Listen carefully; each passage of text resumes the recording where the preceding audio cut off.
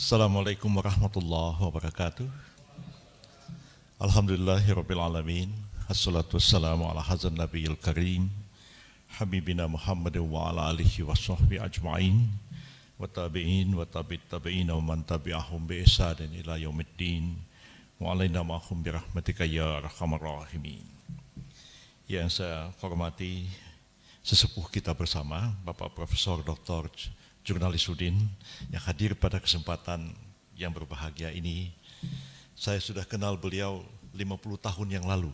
Ya, ketika saya masih umur 19 tahun, saya membantu Bapak almarhum Muhammad Natsir dan beliau selalu berkunjung ke Pak Natsir baik di Dewan Dakwah maupun di rumah beliau di Jalan Cokro Aminoto, dan alhamdulillah beliau masih dalam keadaan sehat walafiat sampai sekarang ini. Yang saya hormati Rektor Universitas Yarsi, Profesor Dr. Fasli Jalal. Yang saya hormati juga Pak Hamdan Zulfa, rekan saya, Ketua Mahkamah Konstitusi 2000, Hakim dan Pimpinan Mahkamah Konstitusi dari tahun 2008 sampai 2018. Yang saya hormati juga Ketua Majelis Guru Besar Kedokteran Indonesia, Profesor Dr. Budi Iman Santoso, kemudian Ketua Majelis Disiplin Profesi Dr. Norman Zainal, para narasumber, hadirin, hadirat yang saya muliakan. Pertama-tama, marilah kita menyampaikan puji dan syukur kehadirat Allah Subhanahu wa Ta'ala, karena pada kesempatan yang berbahagia ini kita bersama-sama dapat hadir dalam forum ini yang diselenggarakan di Universitas Yarsi ini. Tema dan subtema kegiatan tentang marwah profesi yang independen dan merdeka yang menjadi tema dari pertemuan kita sekarang ini bukanlah sekedar slogan belaka.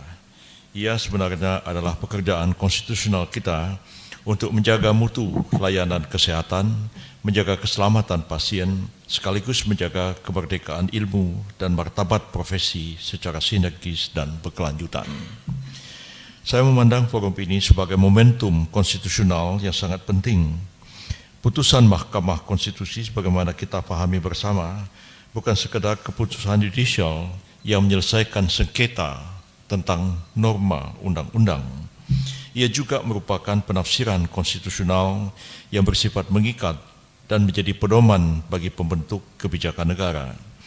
Oleh karena itu, setiap putusan Mahkamah Konstitusi haruslah kita maknai sebagai memberi arah atau juga sekaligus melakukan koreksi konstitusional bagi sistem hukum dan tata kelola negara kita. Dalam konteks tata kelola profesi dan pendidikan kedokteran, dua putusan Mahkamah Konstitusi yang baru saja kita saksikan bersama-sama, yaitu putusan nomor 111 tahun 2024 dan putusan nomor 182 2024 memberikan arah yang sangat penting bagi kita semua. Dalam negara hukum, perubahan besar tidak selalu lahir dari undang-undang yang baru. Kadang-kadang perubahan justru lahir dari penafsiran konstitusi yang dilakukan oleh lembaga peradilan termasuk Mahkamah Konstitusi. Jika kita lihat perjalanan sejarah tata kelola profesi kesehatan di Indonesia, kita akan melihat adanya dinamika yang cukup panjang. Pada masa sebelumnya, organisasi profesi memiliki peran yang sangat besar, bahkan dalam beberapa hal sangat dominan dalam menentukan arah pendidikan, standar profesi, dan mekanisme disiplin profesi. Dalam prakteknya, organisasi profesi tidak hanya menjalankan fungsi representasi profesi, tetapi juga menjalankan fungsi regulasi yang sangat luas. Kemudian hadirlah Undang-Undang Nomor 17 Tahun 2023 tentang kesehatan yang berusaha melakukan koreksi terhadap dominasi tersebut dengan menempatkan pemerintah sebagai aktor yang lebih kuat dalam mengatur sistem kesehatan nasional. Namun Mahkamah Konstitusi melihat bahwa koreksi tersebut berpotensi melahirkan ketidakseimbangan baru. Dalam putusan Mahkamah Konstitusi nomor 111 tahun 2024, Mahkamah secara sangat jernih menyatakan, pada satu sisi terdapat upaya mengurangi peran yang sangat dominan dari organisasi profesi, sementara di sisi lain pendelegasian dalam pasal 172 ayat 5 Undang-Undang Nomor 17 tahun 2023 berpotensi memberikan peran besar kepada pemerintah in casu Menteri Kesehatan, sehingga dapat mengancam independensi kolegium. Sebab pendelegasian dalam peraturan yang lebih rendah seharusnya dimaksudkan untuk mengatur hal-hal yang bersifat teknis. Mahkamah Konstitusi pada dasarnya ingin mengatakan bahwa koreksi terhadap dominasi organisasi profesi tidak boleh digantikan oleh dominasi negara. Dalam ilmu kelembagaan modern, dominasi yang berpindah tangan tetaplah dianggap dominasi. Kepada siapapun pindah tangan itu dilakukan. Yang dibutuhkan bukanlah dominasi baru, melainkan keseimbangan baru dalam mengatur dan menata pelayanan kesehatan modern di sebuah negara. Mahkamah Konstitusi tidak menolak kebutuhan tata kelola, namun MK mengingatkan bahwa tata kelola tidak boleh mengorbankan independensi ilmu dan profesi. Dalam putusan 111 tahun 2024, Mahkamah membaca adanya risiko pada desain delegasi pengaturan lebih lanjut dari Undang-Undang Nomor 17 tahun 2023 yang seharusnya teknis bisa menjadi pintu masuk intervensi substantif dan itu berpotensi mengancam independensi. Hadirin yang saya muliakan, putusan MK Nomor 111 tahun 2024 dan putusan MK Nomor 182 tahun 2024 memberikan koreksi penting dalam 3 bidang yang sangat menentukan masa depan pendidikan dan profesi kedokteran. Pertama, tentang kolegium. MK menilai konstruksi yang menempatkan kolegium sebagai alat kelengkapan konsil ditambah dengan pengaturan lewat peraturan pemerintah berpotensi menimbulkan ketidakpastian yang mengganggu independensi kolegium. Kolegium harus berdiri sebagai scientific body, penjaga standar ilmu dan kompetensi yang bebas dari tarik-menarik kepentingan administratif dan kepentingan kelembagaan. Kedua, tentang etika dan disiplin profesi. Mahkamah dengan tegas menyatakan bahwa urusan etika dan disiplin bukanlah wilayah eksekutif. Mekanisme pengawasan yang tepat adalah peer group profesi. Dan untuk disiplin profesi ditempatkan pada mekanisme kehormatan, disiplin profesi yang semestinya. Bukan pemerintah yang menilai, tapi adalah Dewan Kehormatan atau majelis kode etik yang dibentuk secara independen dan profesional.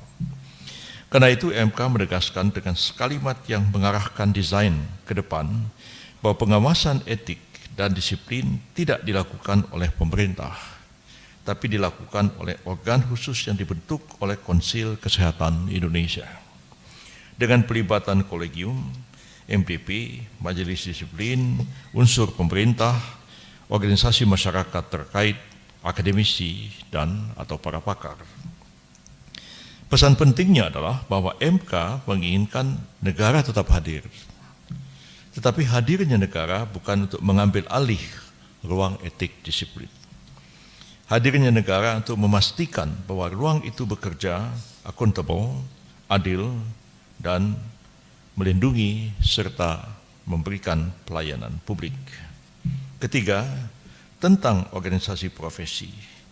Mahkamah menegaskan kembali pentingnya dibentuk rumah besar atau satu organisasi profesi untuk mewadahi kepentingan profesi tenaga medis dan satu organisasi profesi untuk mewadahi kepentingan tenaga kesehatan dari berbagai disiplin ilmu untuk berhimpun. Mahkamah juga tidak berhenti pada konsep.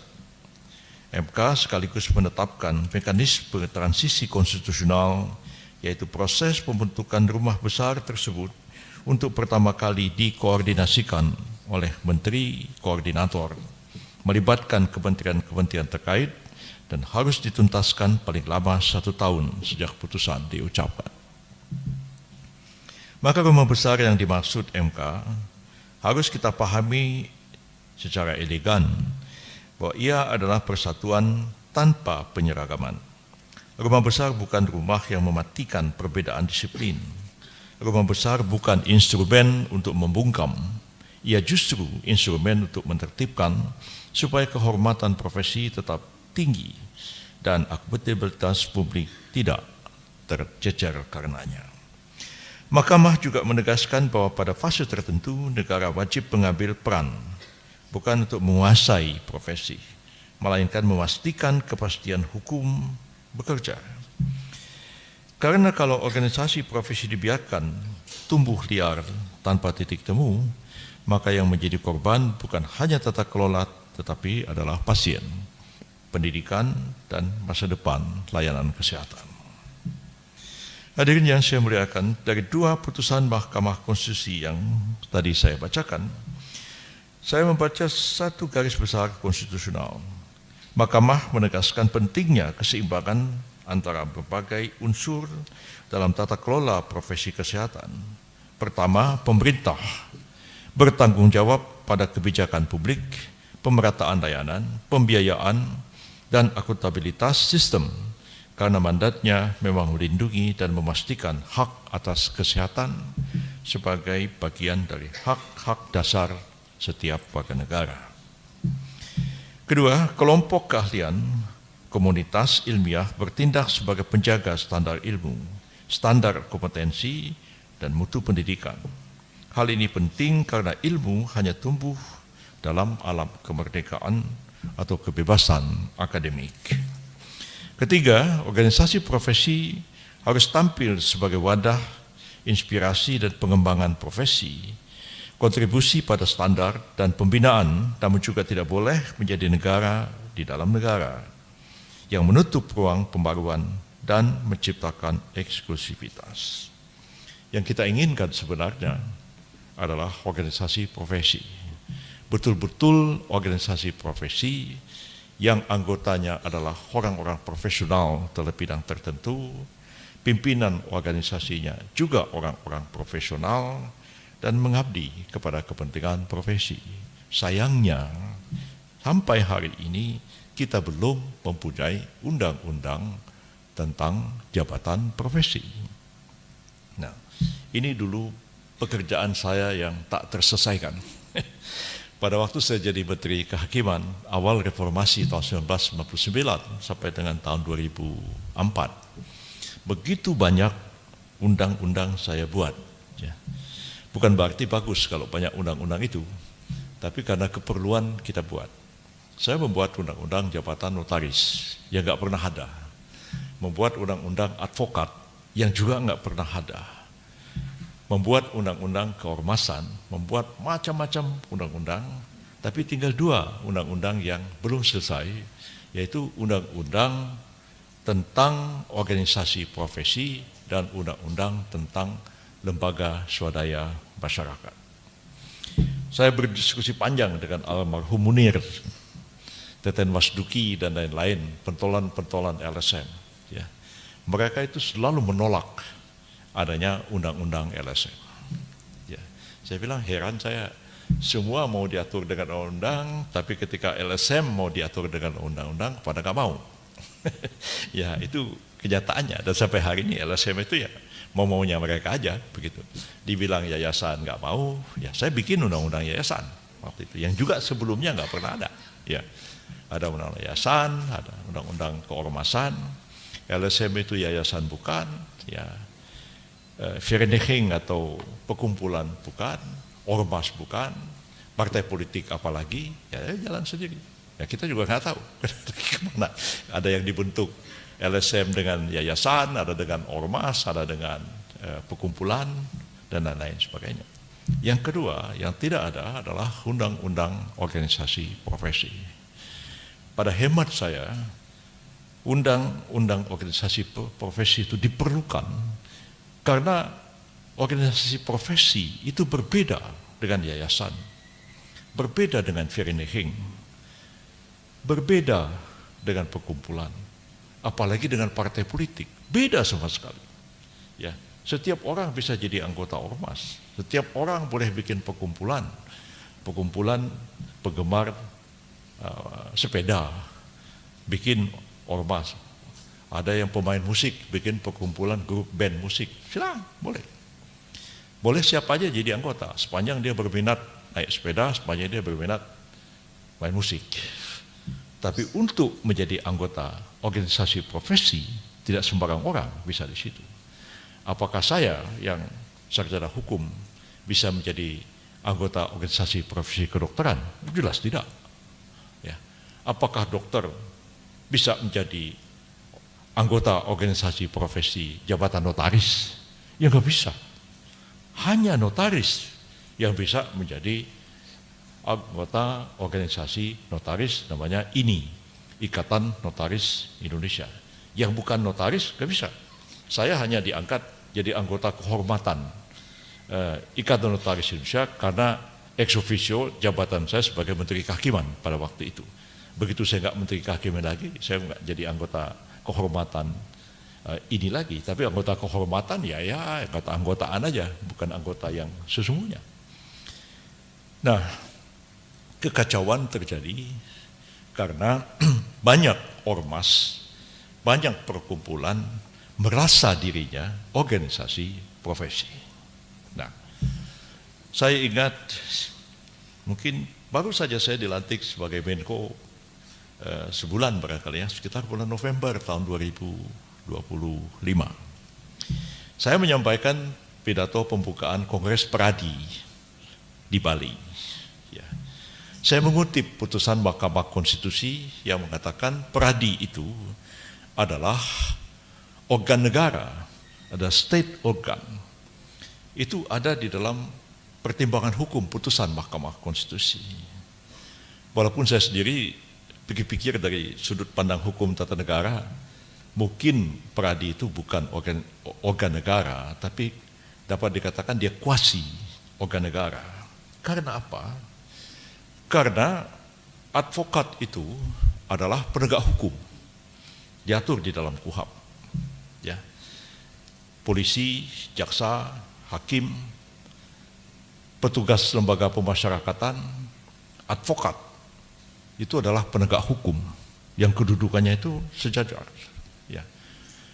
Orang perkara pidana diancam hukuman 5 tahun, diadili tanpa advokat, putusannya batal demi hukum. Ya, kecuali yang bersangkutan tidak mau didampingi advokat. Kalau dia mau didampingi advokat, dia tidak mampu, pengadilan wajib menghadirkan advokat pro bono, advokat gratis. Itulah sistem hukum kita. Ya. Siapa yang bisa mengangkat advokat? Ya. Karena kita mewarisi tradisi hukum Belanda, yang berwenang mengangkat advokat itu adalah Minister van Justitie, Menteri Kehakiman. Nah, jadi Menteri Kehakiman lah yang berwenang mengangkat advokat. Advokatnya independen aja, dia bisa gugat pemerintah kok. Bahkan Menteri Kehakiman itu bisa digugat sama advokat yang diangkat oleh Menteri Kehakiman. Karena pengangkatan itu sifatnya hanya legalisasi, ya. Legal dia bertindak sebagai advokat karena diangkat dengan busleet bahasa Belandanya dengan surat keputusan Menteri Kehakiman atau Minister van Justitie. Dia boleh menggugat Menteri Kehakiman, ya, karena dia independen, ya. Itu hanya pengesahan, ya. Tadi saya guyon-guyon dengan bapak-bapak senior, saya bilang pengesahan itu tidak berarti dia menguasai, dia hanya mengesahkan aja, ya. Bapak saya dulu kepala KUA, kepala kantor urusan agama, ya.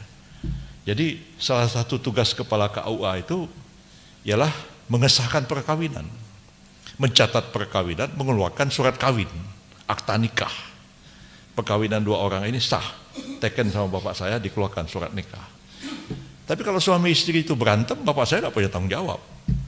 Ya, ini gara-gara Pak KUA nikahkan orang ini, maka dia berkelahi melulu. Ya kan, dia kan cuma mengesahkan. Masa dia mau ikut campur, mau masuk ke rumah, apalagi ke kamar orang yang kawin itu kan tugas kepala KUA selesai dengan pengesahan saja. Jadi kalau organisasi profesi itu disahkan oleh negara, ya dia tetap aja independen. Hanya dia memegang legalitas. Nah, jadi kemudian Peradi itu Nah, pada waktu nyusun undang-undang advokat tahun 2002 itu saya berdebat sengit dengan Pak almarhum Buyung Nasution. Nah, Pak Buyung bilang, udah Del, jangan lagi kau yang angkat advokat ini. Ya ini bukan saya. Kalau besok Bang Buyung menjadi Menteri Kehakiman, Bang Buyung angkat, bukan saya. Saya bilang, ini kan jabatan. Berdebat panjang, akhirnya diputuskan bahwa advokat itu diangkat oleh organisasi advokat. Nah, undang-undang advokat itu mengatakan dengan undang-undang ini dibentuk organisasi advokat. Jadi organisasi advokat itu dibentuk by law. Dia organisasi profesi. Nah, sebelum organisasi advokat itu terbentuk, maka 8 organisasi advokat yang eksis pada waktu itu menjalankan sementara tugas dari organisasi advokat. Dalam otak saya, organisasi advokat itu adalah organisasi profesi yang dibentuk seperti itu, by law. Tapi besoknya apa yang terjadi? Advokat datang ke notaris, bikin perkumpulan advokat, ya, bikin yayasan, bikin ormas advokat. Begitu dia dapat pengesahan Dirjen AHU, ormas advokat atau perkumpulan advokat, besoknya dia ngangkat advokat. Bukan celaka negara ini. Nah, jadi tidak salah kalau MK mengatakan bahwa organisasi advokat itu adalah organ negara. Saya bilang kuasi organ negara, karena dia berwenang mengangkat advokat, dan advokat itu adalah penegak hukum. Tugas itu sebenarnya tugas Pejabat Justisi, tugas Menteri Kehakiman. Sekarang diserahkan pada organisasi advokat. Maka organisasi advokat itu menjalankan sebagian fungsi negara, mengesahkan seseorang menjadi advokat. Nah, pada waktu saya pidato di Bali itu, saya bilang, mestinya Pradi ini jadi satu-satunya organisasi profesi yang berwenang mengangkat advokat, membentuk majelis kode etik advokat, memberhentikan advokat, dan sebagainya, dan sebagainya. Wah, besoknya reaksinya luar biasa. Ya, ada di Mataram, Lombok, membuat petisi, minta pada Presiden Prabowo supaya itu Menko dipecat. Begitu pikirannya. Ada seorang tokoh politik yang sangat berpengaruh, ya, langsung nelpon saya, Del, kenapa kau ngomong begitu? Ya, kau berlawanan sama aku mulai hari ini. Kenapa berlawanan? Aku bilang, mana awak berani sama abang? Saya bilang, dan itu baru dia ketawa-ketawa kan, baru ketawa-ketawa. Saya bilang, kenapa jadi marah-marah? Ya, kau yang bilang, kenapa kau bilang Pradi satu-satunya organisasi advokat? Ya, bagaimana organisasi aku ini? Bilang, Bang, katanya, organisasi advokat abang itu apa badan hukumnya? Harusnya mau tanya nih, yayasankah? Ya kan? Perkumpulankah, ormaskah, atau apa? Oh, dia bilang ormas, terdaftar sebagai ormas. Nah, saya bilang, setiap orang bisa bikin ormas, datang ke notaris, keluarkan akta, daftar di Dirjen AHU atau Kemendagri, disahkan sebagai ormas. Besok dia ngangkat advokat. Bagaimana kalau besok dia ngangkat polisi atau ngangkat jaksa? Kan kacau negara ini. Jadi tidak paham organisasi profesi sebenarnya beda dengan organisasi kemasyarakatan, perkumpulan, yayasan, parpol, dan lain-lain. Nah, sementara undang-undang organisasi profesi itu belum ada, maka organisasi profesi itu dibentuk dengan undang-undang. Nah, itulah Pradi itu. Begitulah Kadin.